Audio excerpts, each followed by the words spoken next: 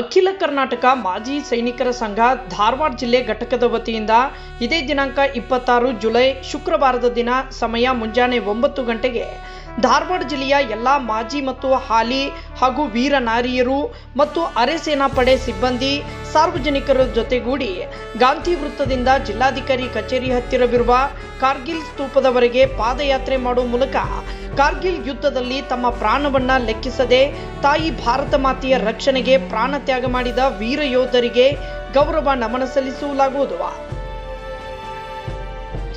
ಕಾರ್ಯಕ್ರಮದಲ್ಲಿ ಅಧ್ಯಕ್ಷರು ನಿಂಗಪ್ಪ ಸಿಂಗೋಟಿ, ಉಪಾಧ್ಯಕ್ಷರು ಪರಶುರಾಮಪ್ಪ ನವಲ್ಗುಂದ್, ಗೌರವ ಅಧ್ಯಕ್ಷರು ಮುತ್ತಣ್ಣ ಶಿರೂರ್, ಪ್ರಧಾನ ಕಾರ್ಯದರ್ಶಿ ಶಿವಾನಂದ ಆದ್ಮನಿ ಸೇರಿದಂತೆ ಎಲ್ಲ ಪದಾಧಿಕಾರಿಗಳು, ವೀರ ನಾರಿಯರು ಮತ್ತು ಎಲ್ಲ ನಿರ್ದೇಶಕರು, ಎಲ್ಲ ಸದಸ್ಯರು ಪಾಲ್ಗೊಳ್ಳಬೇಕೆಂದು ಈ ವೇಳೆ ಅವರು ಮನವಿ ಮಾಡಿಕೊಂಡರು.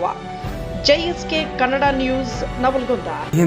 ನಾನು ನಿಂಗಪ್ಪ ಸಿಂಗೋಟಿ, ಅಧ್ಯಕ್ಷರು ಅಖಿಲ ಕರ್ನಾಟಕ ಮಾಜಿ ಸೈನಿಕರ ಸಂಘ ಧಾರವಾಡ ಜಿಲ್ಲಾ ಘಟಕ. ಕಳೆದ 3 ವರ್ಷದಿಂದ ಡಾಕ್ಟರ್ ಶಿವಣ್ಣ ರಾಜ್ಯಾಧ್ಯಕ್ಷರ ನೇತೃತ್ವದಲ್ಲಿ ಅಖಿಲ ಕರ್ನಾಟಕ ಮಾಜಿ ಸೈನಿಕರ ಸಂಘ ಕರ್ನಾಟಕದಾದ್ಯಂತ ಮಾಜಿ ಸೈನಿಕರ ಕುಂದು ಕೊರತೆಗಳಿಗಾಗಿ ಹಾಗೂ ಹಲವಾರು ಸಮಸ್ಯೆಗಳಿಗೆ ಸ್ಪಂದಿಸುತ್ತಾ ಒಳ್ಳೆಯ ಕೆಲಸವನ್ನು ಮಾಡುತ್ತಾ ಬಂದಿದೆ.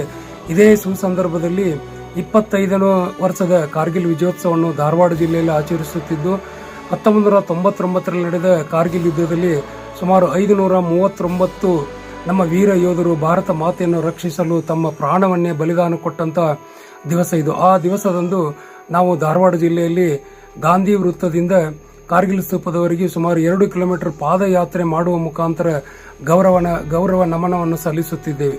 ಈ ಒಂದು ಗೌರವ ನಮನ ಸಲ್ಲಿಸುವ ಕಾರ್ಯಕ್ರಮದಲ್ಲಿ ಅಖಿಲ ಕರ್ನಾಟಕ ಮಾಜಿ ಸೈನಿಕರ ಸಂಘದ ಅಧ್ಯಕ್ಷರು, ಉಪಾಧ್ಯಕ್ಷರಾದಂತಹ ಶ್ರೀ ಪರಶುರಾಮಪ್ಪ ಸರ್, ಗೌರವ ಅಧ್ಯಕ್ಷರಾದಂತಹ ಮುತ್ತಣ್ಣ ಶಿರೂರ್, ಪ್ರಧಾನ ಕಾರ್ಯದರ್ಶಿ ಶ್ರೀ ಶಿವಾನಂದ ಆದಮನಿ ಅವರನ್ನು ಒಳಗೊಂಡ ಎಲ್ಲ ಪದಾಧಿಕಾರಿಗಳು, ಸರ್ವ ಸದಸ್ಯರು, ನಿರ್ದೇಶಕರುಗಳು, ಹಿರಿಯ ಮಾಜಿ ಸೈನಿಕರು, ವೀರ ನಾರಿಯರು, ಹಾಲಿ ಸೈನಿಕರು ಹಾಗೂ ಅರೆ ಸೇನಾಪಡೆಯ ಸಿಬ್ಬಂದಿಗಳು ಭಾಗವಹಿಸುತ್ತಿದ್ದು, ಸಾರ್ವಜನಿಕರು ಸಹಿತ ಈ ಒಂದು ಕಾರ್ಯಕ್ರಮದಲ್ಲಿ ಭಾಗವಹಿಸಿ ಈ ಪಾದಯಾತ್ರೆಯ ಮುಖಾಂತರ ಆ 539 ವೀರ ಗತಿಯನ್ನು ಹೊಂದಿದಂತಹ ವೀರ ಯೋಧರ ಆತ್ಮಕ್ಕೆ ಗೌರವ ನಮನವನ್ನು ಸಲ್ಲಿಸೋಣ ಎಂದು ಎಲ್ಲರಲ್ಲಿ ಕಳಕಳಿಯಿಂದ ಕೇಳಿಕೊಳ್ಳುತ್ತಿದ್ದೇನೆ.